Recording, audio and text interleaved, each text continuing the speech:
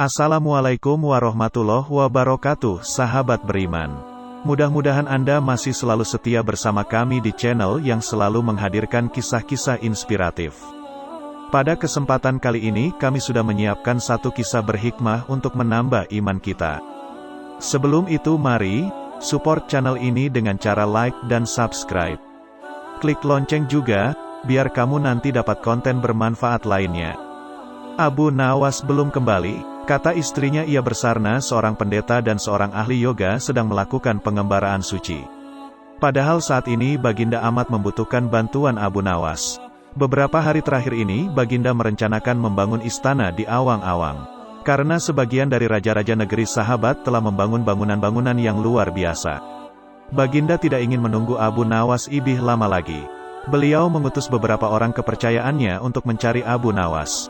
Mereka tidak berhasil menemukan Abu Nawas karena Abu Nawas ternyata sudah berada di rumah ketika mereka baru berangkat. Abu Nawas menghadap Baginda Raja Harun al-Rasyid. Baginda amat riang. Saking gembiranya beliau mengajak Abu Nawas bergurau. Setelah saling tukar-menukar cerita-cerita lucu, lalu Baginda mulai mengutarakan rencananya. Aku sangat ingin membangun istana di awang-awang agar aku ibih terkenal di antara raja-raja yang lain. Adakah kemungkinan keinginanku itu terwujud, wahai Abu Nawas? Tidak ada yang tidak mungkin dilakukan di dunia ini, Paduka yang mulia, kata Abu Nawas berusaha mengikuti arah pembicaraan Baginda. Kalau menurut pendapatmu hal itu tidak mustahil diwujudkan, maka aku serahkan sepenuhnya tugas ini kepadamu, kata Baginda puas. Abu Nawas terperanjat. Ia menyesal telah mengatakan kemungkinan mewujudkan istana di awang-awang.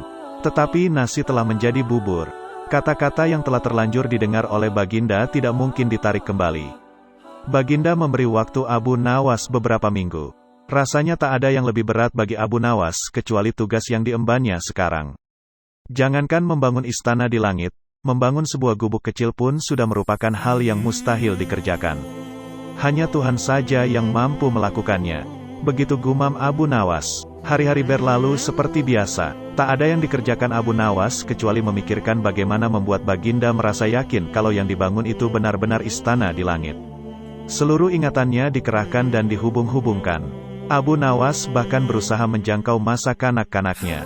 Sampai ia ingat bahwa dulu ia pernah bermain layang-layang. Dan inilah yang membuat Abu Nawas girang. Abu Nawas tidak menyia-nyiakan waktu lagi. Ia bersama beberapa kawannya merancang layang-layang raksasa berbentuk persegi 4. Setelah rampung baru Abu Nawas melukis pintu-pintu serta jendela-jendela dan ornamen-ornamen lainnya.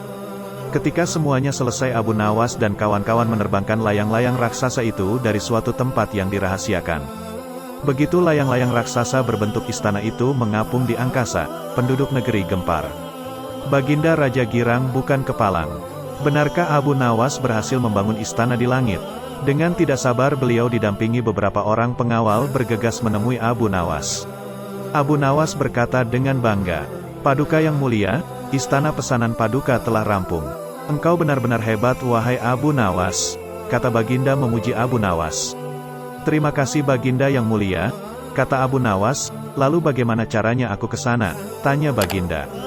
Dengan tambang, Paduka yang mulia, kata Abu Nawas. Kalau begitu siapkan tambang itu sekarang.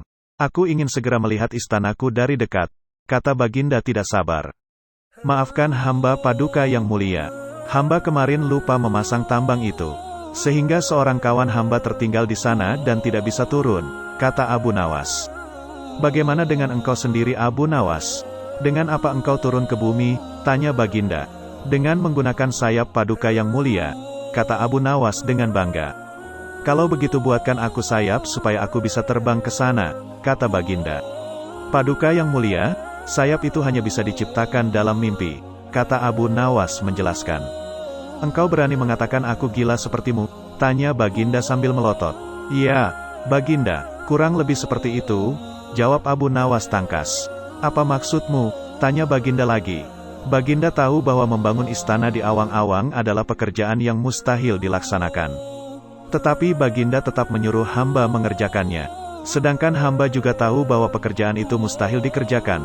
Tetapi hamba tetap menyanggupi titah Baginda yang tidak masuk akal itu, kata Abu Nawas berusaha meyakinkan Baginda. Tanpa menoleh Baginda Raja kembali ke istana diiring para pengawalnya. Abu Nawas berdiri sendirian sambil memandang ke atas melihat istana terapung di awang-awang. "Sebenarnya siapa di antara kita yang gila?" tanya Baginda mulai jengkel. "Hamba kira kita berdua sama-sama tidak waras tuanku," jawab Abu Nawas tanpa ragu. Masya Allah, sebuah kisah yang mudah-mudahan bisa menjadi ibroh untuk kita. Jangan lupa berikan komentar Anda dan subscribe channel ini, agar nanti bisa mendapat kisah-kisah menarik lainnya. Sampai jumpa. Wassalamualaikum warahmatullahi wabarakatuh.